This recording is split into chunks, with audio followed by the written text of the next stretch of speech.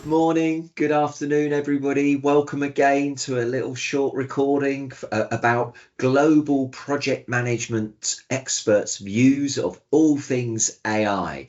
Today, I'm really happy that I've got a good friend of mine, Loredana, to talk to us about all things AI in project management. Loredana, would you just take a moment to introduce yourself? Absolutely. Hello, my name is Loredana Abramo. I grew up and studied in Italy, and then through a series of fantastic opportunities that presented themselves, I've been able to move around all over the world. So I have homes in the US, in Italy, in Japan, in Singapore, in Australia, Hawaii, you name it. I have a lot of homes around the world, places that I consider home, right? Which is good because I think it has enriched me personally and professionally by helping me consider different perspectives in different cultures and different ways to operate.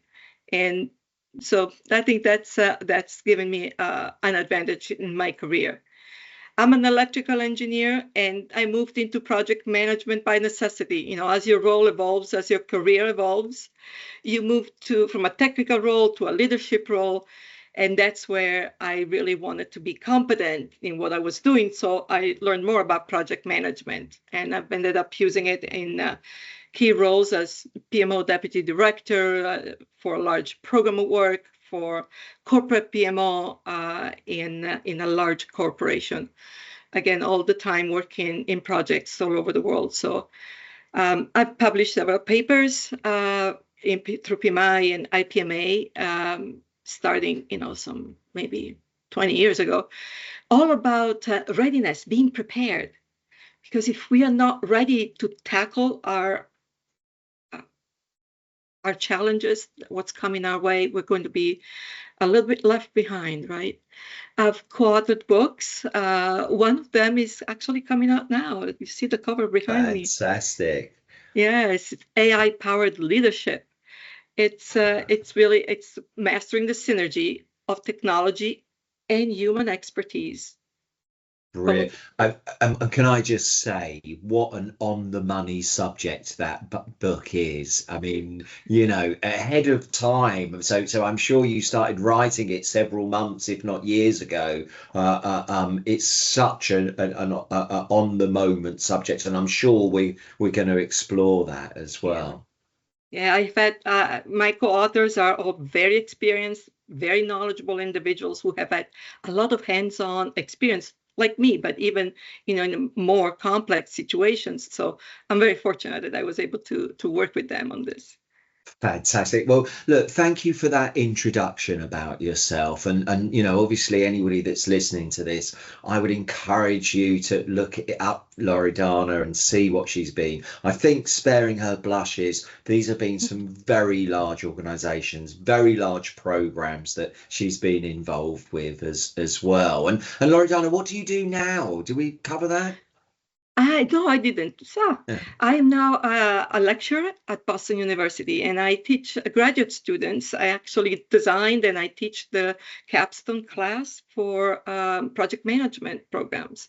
Again, Fantastic. There so you go. So practice and theory all wrapped up. absolutely, Fantastic. absolutely.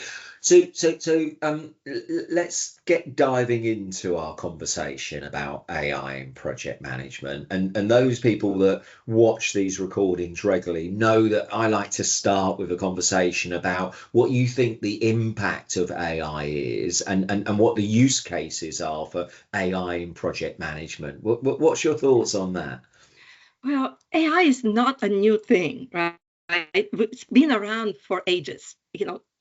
I remember even my thesis was linked to AI because it was a early machine learning program type of thing. So it's been around for very long. What's new is that now it's accessible.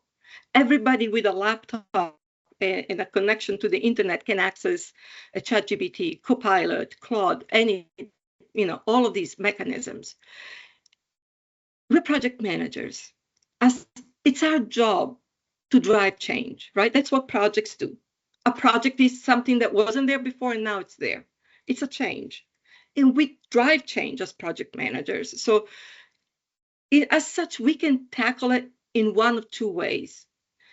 We can reject AI, either directly, I will not have anything to do with it, or, passive resistance, not wanting to, just rejecting it subtly, but not, diving into it, so that we can continue to do things the way we've done them until now. Now, have you heard that before, that expression before? That we continue to do it as we've always done it. That is exactly what our mentors, our classes, anything that we hear that, no, let's challenge each other. We don't have to do things the way we've been doing it if there is an opportunity to do them better, right? We can leverage AI. That's the other way we can tackle it as project leaders, as project managers. We can say, well, let's leverage these tools. Let's leverage this potential support for our job every day. And please note, I'm not saying using AI, I'm saying leveraging AI, because AI is not a tool. I think a lot of people have the misconception that AI is a tool, meaning for every input, you get an output, and that's repeatable. Everybody who knows about AI, who's tackled with, just interacted with AI, would know that you say the same, you ask the same thing, you don't always have the same answer. Why? Because there is a lot behind it. There is a lot that's happening around it. So if we can establish a dialogue, so much can happen for our project and to our job as project leaders. So, for example, imagine having everything, having assistance, having generative AI help us in doing things that we do. It takes a lot of our time. Writing reports used to take a lot of time. I remember, you got to prepare, for that presentation to the executives. How many days of collecting information, pasting, cutting, providing tables and things like that. Now, how about we have help? Wouldn't that be nice? Budget estimation, schedule estimation. All of these are things that we can get tremendous help from AI, right? So use cases, I'll give you a use case that is a real life use case. I talked to a very smart project manager. She works in a small company. They design and manufacture parts for mechanical products. The company interacts with a lot of suppliers, but they want to improve their schedule and their costs. And so they run a pilot program that she spearheaded.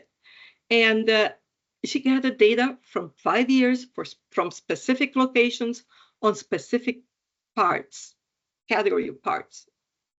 And she put it all together. She used it to train, like training, meaning, sending in, uploading tables with this information on her AI assistant. So behind the firewall, so that you don't risk advertising your company's data all over the place. And this data was, baseline information. It was milestones, actual dates in which they were met, information about their process, gates, review gates, and supplier information, etc. And they were able to identify risk factors associated to each of their suppliers. These suppliers are typically late unless you send them the information by a certain timeline. They were able also to identify glitches in their process, in their review process for the development part. And all of this, once they had the data, it didn't take very long, just a few interactions, refinement of data, and that was it. So I think that can tell us, that can help us identify risk categories that we never thought about. Similar things are happening everywhere. With the grain of salt, with the dialogue, not just with the, I'll give you this and I'll take as the law, as the truth, whatever you tell me. AI.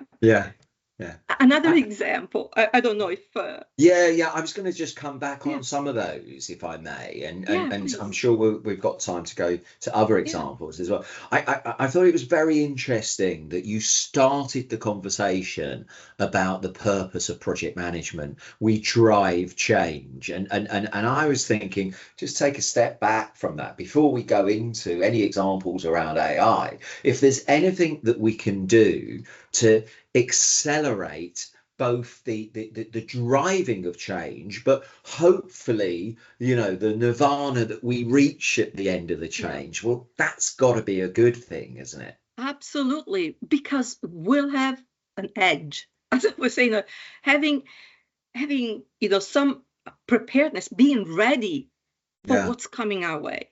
Again, we yeah, can put our head in the sand and pretend this isn't there. We reject it, or we can be ready for it.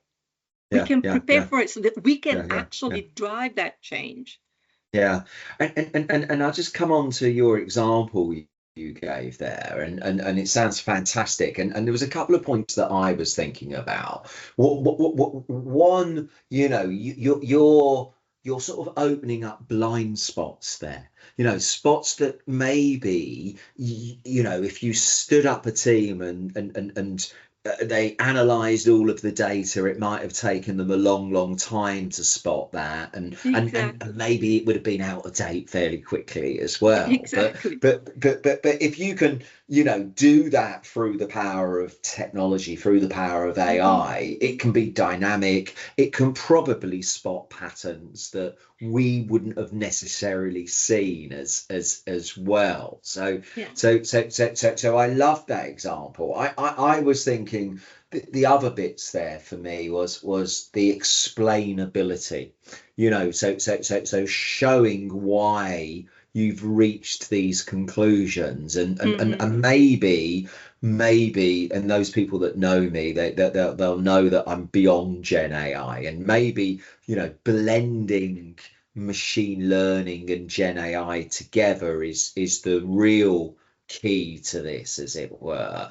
So showing that, explaining that factual, but actually, without jumping around too much, what I was thinking was, that's great, that's new information, but for me, there's a risk there about data overload, and also, just because you've got that new information, part of the trick is to act on it as well. Exactly. What's your thoughts on that, as it were? So data Exactly. overload and acting on it.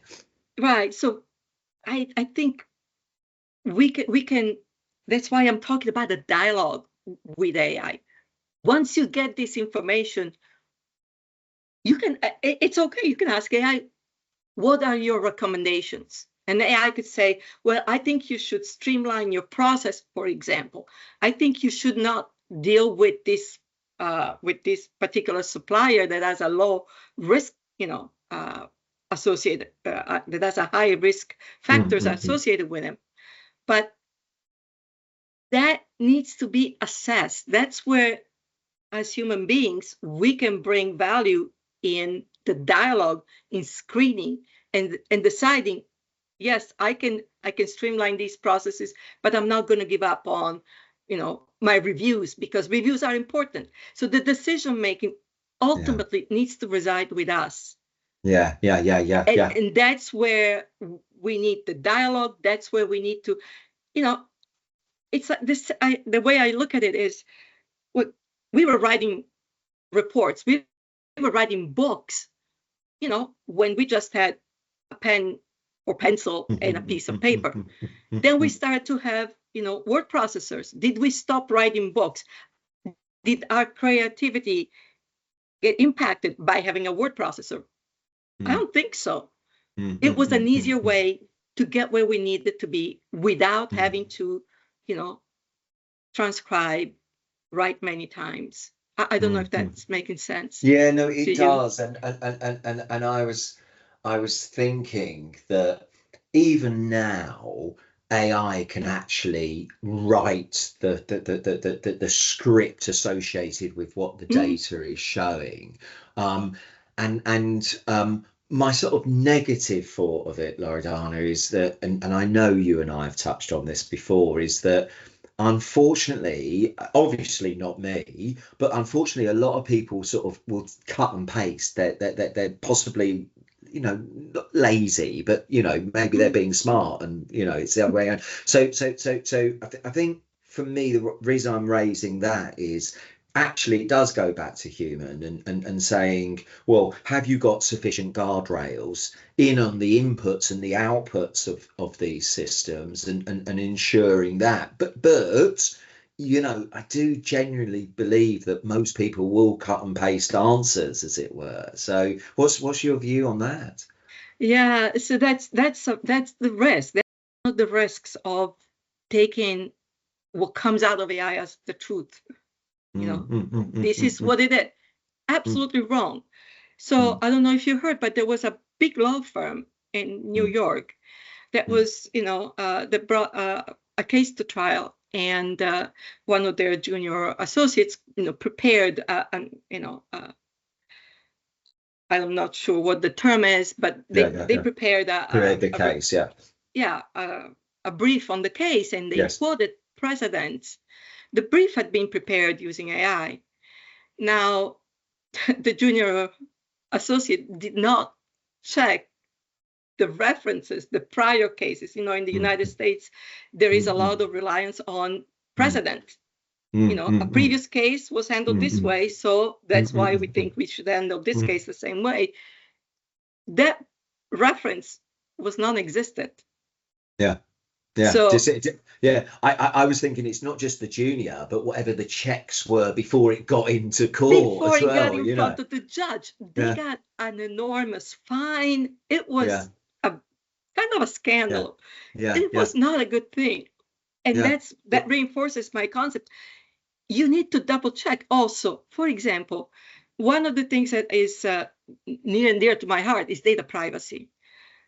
You cannot do business without ensuring there's data privacy for your employees, your suppliers.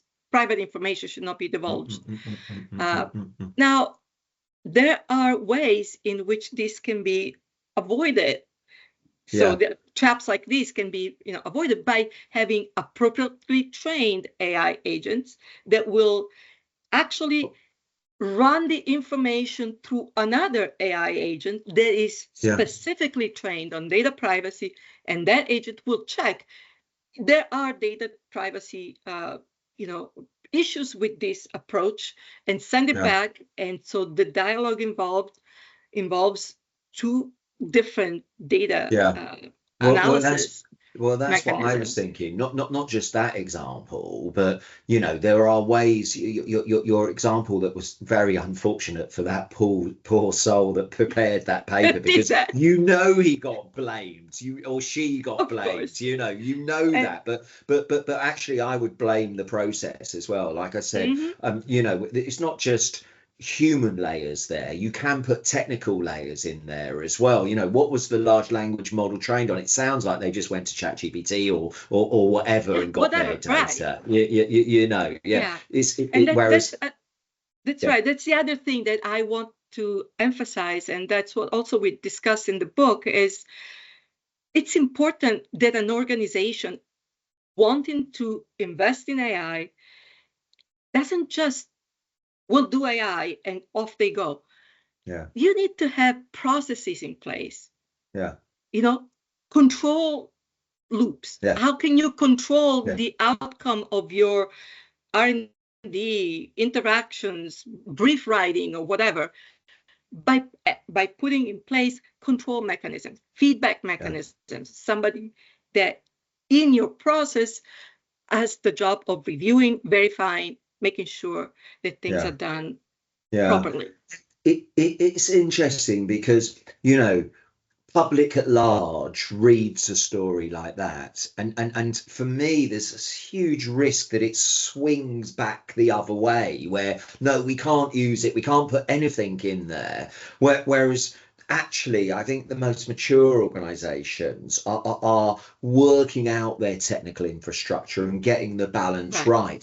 There's even if the extreme is to have your own large language model, obviously the prices are coming down, as we know, some very high profile tech about that. But even that is restricted for a lot of companies these days. But I think getting that balance right between knowing and sorry for jumping around, the swarm of knowledge and the benefit that the swarm brings versus the context of your organization. I think it's a really interesting, delicate balance there. Now, we've gone off on a conversation, which is fantastic, and I'm sure there was others, but actually I interrupted you right at the beginning when you were going to introduce a second use case as well that you were talking about. That's quite all right. I like that we can, expand a little bit, our conversation. Before I do that, I wanted to discuss something that I think it's important, and it refers to what you just said. So there have been studies about, large studies about using AI, for example, in an educational environment. As you can tell, I'm interested in that because, I teach. To me, it's important, right? And I wanted to bring up two things about this. One, this big study had 3 groups of students. One group did not use AI at all. A second group used AI for everything in their school assignments. Everything. Complete free access to just generic AI, everything there. The third group had a controlled use of AI, meaning they could ask for hints, they could ask for to review their work, but they couldn't just get straight out answers from AI. This went on for 6 months. Of course, at the end of the 6 months, the second group, the ones that could use AI completely and without any restrictions, had the highest, level of accomplishments from a school perspective, grades and all of that. And the third group, the one that had controlled use of AI, had, higher than the control group, which was the first group, no AI at all, higher than the control group, but not as high as the unrestricted use of AI group. After 6 months, they blocked completely access to AI. So the control group kept going as they were going. Performance of the second group, the one that could use AI, without any restrictions, this group plummeted. Their performance went absolutely down. It never went in, is my guess. But the third group, the one that used AI in a controlled way, still kept their higher performance than the control group. That's because they were stimulated by the interactions. They were given hints, but they did not rely 100% on that. And to me, that's key. Another example along the same lines is that the lead teachers in my department at BU, Dr. Kanabar, Rich Maltzman, they have used a controlled, they've trained a controlled version of AI that, again, can give students hints, can ask students the right questions to get them to, think in the right direction, but no more than that. And that has been a tremendous success.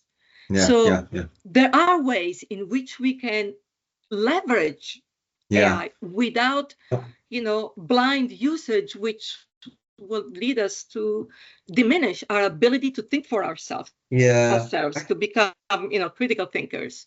I think there's 2 things that are jumping into my mind. One, and I said about they didn't take it in. That's because, and people will understand this, I've got teenagers in the house doing what we call GCSE. So those exams to carry on into a higher teenage education. And I'm constantly saying, you can't just read the book. You know, you have to work it through. You have to interact with the book, do exams, check your answers. Where am I good? Where, you know, and it's all of that. So it was making me think about that.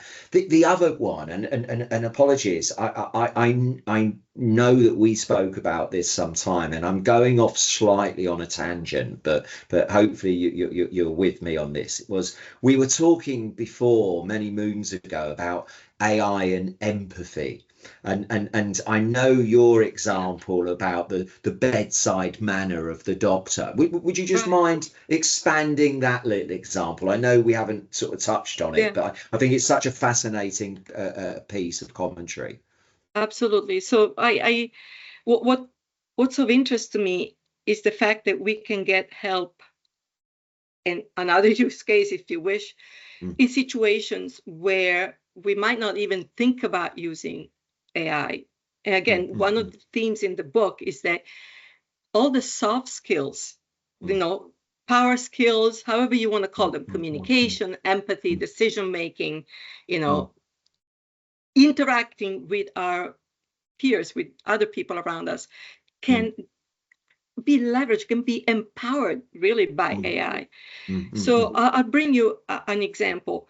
Imagine as your project manager, things are going really, really bad in your project. You know, project is just, you know, driving at speed towards never happens, Loredana. Never happens, right? Never happens. And you got, you know, one problem after another. Supplier is late in delivery. They delivered the stuff to the wrong place. They delivered the wrong voltage for that country. So, and it has happened to me, believe it or not. Things couldn't go wrong, couldn't be any more complicated. And all of a sudden, your team leader, the one that's doing the critical piece of your, you know, project, the one that knows everything about it and is the best person in the company and all of that, he comes to you and says, well, you know, my father is sick. I need to take a month's leave. I knew you were going to say that, yeah. And you're like, what am I doing now? And you are so stressed. It's Friday night. You've had a horrible week. You're not going to have a weekend, given all the crisis, etc. And you know, it's easy to kind of blow off steam and compromise a very critical relationship in your team. If you could take a moment to think about it, and that's what, you know, give me a moment to think about it. Ask AI, this is my situation. Of course, you have had to know how to prepare the proper prompt.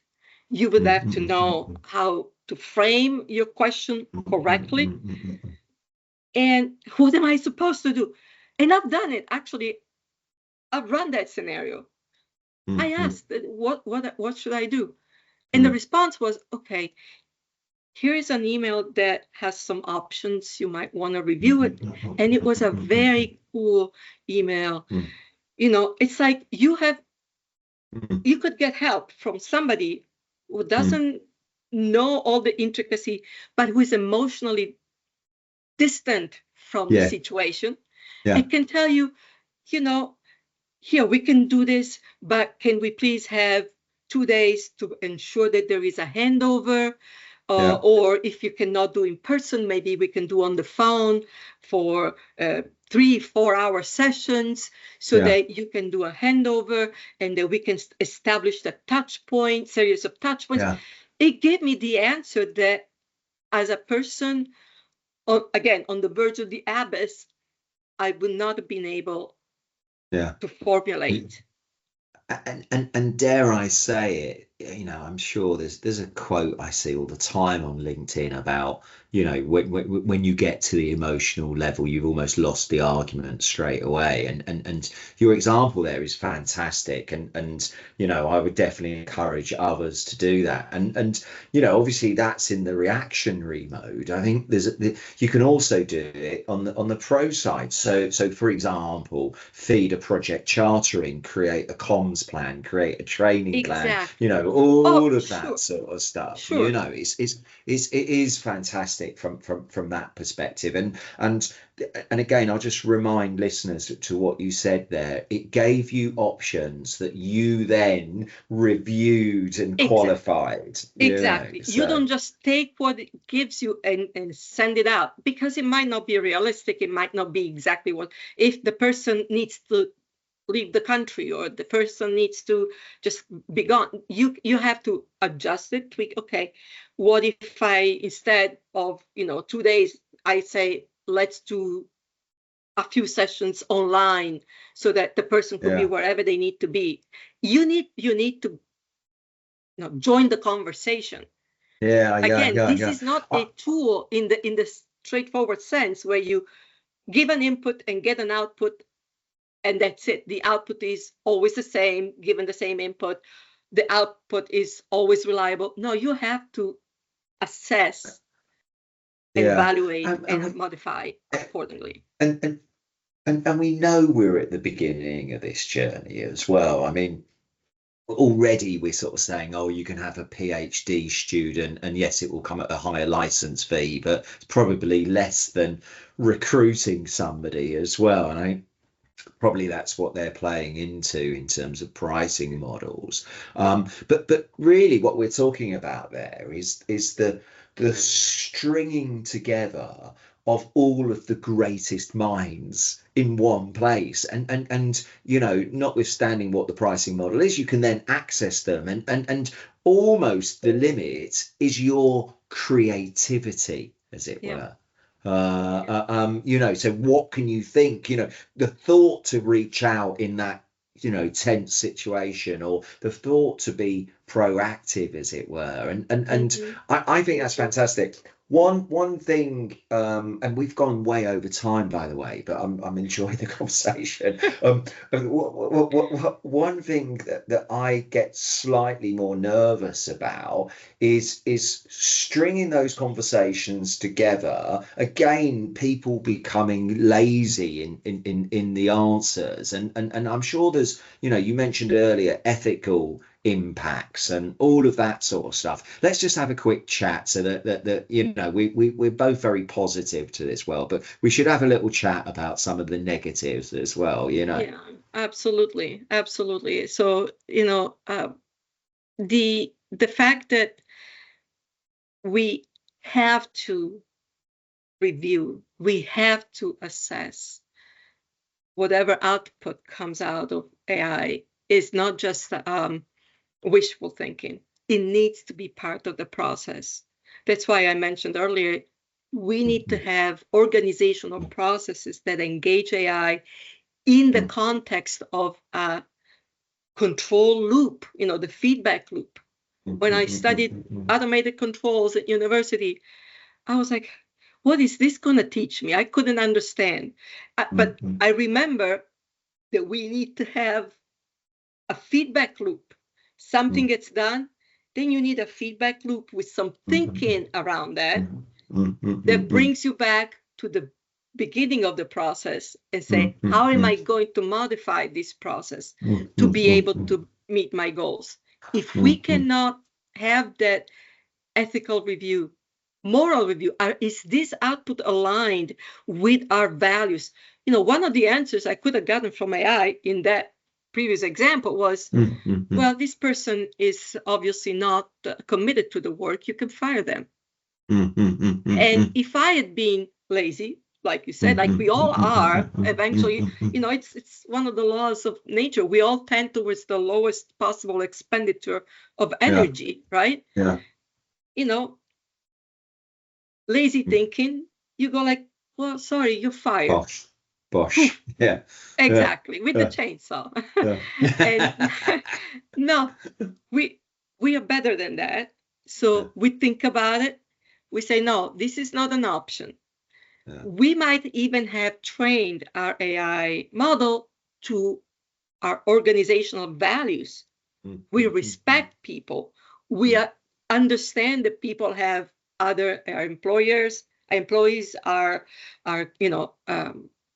suppliers. They have personal lives and they need to be treated with respect. That's one way to do it. Another way, again, is we need to have that feedback loop where, as human beings, we say, okay, this would be illegal, or this is against our principles and values. Yeah, I If find we it don't kind of inject that, it's going to be a disaster. well, and of course, like you said, that it might not have been trained in all sorts of scenarios, and you're building up greater context and all of that sort of stuff. So, like I said, we do need to be cognizant of that type of stuff. Now, we must wrap up, Loredana, because we normally do these for 20 to 30 minutes. So we're way over on that. Otherwise, our PMO people will be telling us off for not delivering to plan. Forget that. We've added more value, people. Yeah. So let's just wind this conversation down in terms of, your big takeaway, and anybody that's read the recent panel, people will know that it's about starting the dance, as it were. They'll know what I'm referring to. So of course you can do that again, but if there's something else you want to talk about as well, please feel free. What's your takeaway in this? My takeaway is that we can't let fear drive our behavior. If we let fear of failure, fear of not knowing what we're going to get into, we're going to miss an opportunity. Yeah. Right. You've just said start to dance in a slightly different way, haven't you? Exactly. Exactly. Well, when you start to dance, you don't know if you're gonna get the steps right. Maybe it's a dance you are not familiar with. But if you don't dance, you miss an opportunity. Exactly. You miss an opportunity to do things better. Frankly, to me, we miss an opportunity to have time to think. In our jobs, no matter what, we're paid to think. I keep saying this to my students. We're paid to think. We're not paid to forward emails left and right, or collect cut and paste tables in a report. We're paid to think. If there is anything that can give me time to think and time to reflect on what I'm about to do and figure out why Joe and Lisa are not getting along in this job, and why how I can tackle my resource manager better to get more people to work on the project. If I don't have time to think, I'm going to do things on the fly, rushed, and without much thought behind it, which is not a good way to tackle stuff. Excellent. Well, look, Loredana, thank you so much for your time today. I've really enjoyed our conversation, and looking forward to keeping in touch. But thank you. It's been a pleasure. Thank you for inviting me. Excellent.